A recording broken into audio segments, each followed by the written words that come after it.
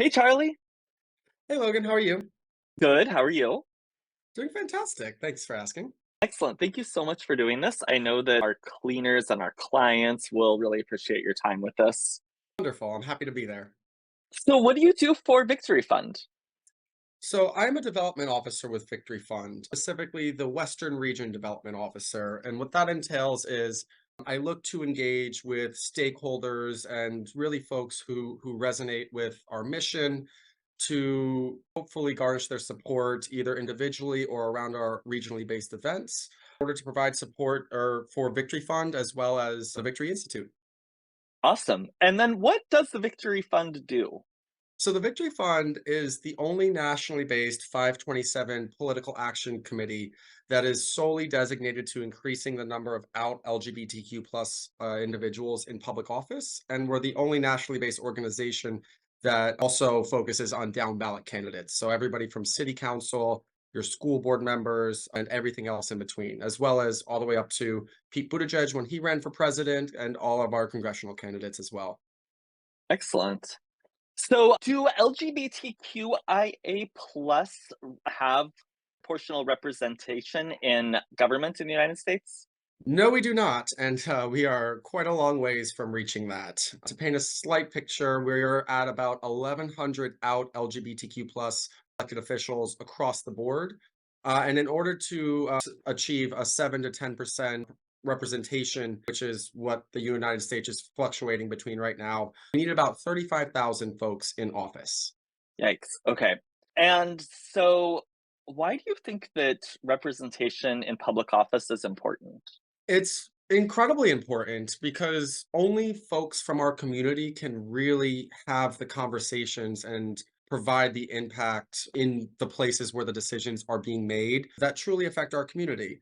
That's not to diminish, the having allies as well in these spaces, but there comes a threshold in which, what our allies are able to really understand as it pertains to living as a member of the LGBTQ community every day of our lives. It's really important that folks who are living these experiences and want to create change are participating actively in the conversations that end up determining what happens at a larger scale. Okay, yeah.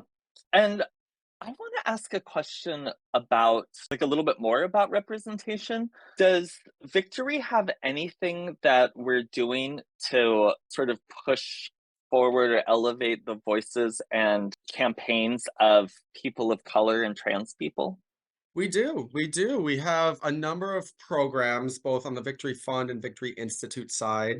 On the Victory Fund side, we have the Black Leaders Caucus, which is a fund strictly designated to increasing the number of out Black LGBTQ plus leaders nationwide. On the Institute side, we have the Victory Empowerment Fellowship, which is designed for leaders of color and or transgender leaders where they're provided with a year-long mentorship from a member of Congress, as well as really just having there are all around educational components to running and uplifting a viable political campaign taught to them and ensured that they're prepared and ready to be running for public office. We also endorse a number of what we call spotlight candidates, and this is a designation that's more so dedicated to our more vulnerable candidates, people who are running in highly marginalized areas that have little to no representation, areas that might be the targets of or higher volume targets of a lot of negative legislation as it pertains to our community. And we look to connect our nationwide network of donors and elevate these campaigns in front of this network so that we can have a lot more likelihood of increasing the amount of money that's going to these campaigns. Awesome. Yeah, the Spotlight program is really great. So, is Victory Fund successful at getting LGBTQ plus candidates elected to office? I would like to say that we are. To paint a little picture, in 2022, Victory Fund endorsed a record-breaking 504 candidates for the first time ever. Prior to that, our record was 390. And of the 504 candidates that we endorsed, we saw a 70% win rate. There were 700 members of the LGBTQ community that applied for endorsement. And while we can't endorse everybody, The folks that we did not endorse saw about a 2% win rate. This was not meant to discourage them. However, in certain circumstances, folks really need to prove that they're viable as a candidate. And we look and encourage them to, come and participate in our trainings, explore a different race. Sometimes folks for the first time will go into politics really looking to, make a big splash. And, a lot of the times you really need to start at the local level and move your way up. That's what the opposing party does. And, we believe in our candidates and we want these down ballot candidates to start their career because for the most part, it's not the end of where their political career will take them. Yeah, absolutely. Okay, so in the United States of America, like it or not, you need to have money to win political races, and Lord knows that conservatives are good at that. So that means that we need to be raising money as well. And that brings me to the event in July that we want to invite the Dazzle clients to. So can you just tell us a little bit about that event? Absolutely. So the Victory in Pacific Northwest reception is a bit of a long-standing event of ours. It's been taking place for at least 7 years now, probably longer. I'm relatively newer to Victory, but it's really a fantastic place that showcases the very, very strong representation that Washington State has.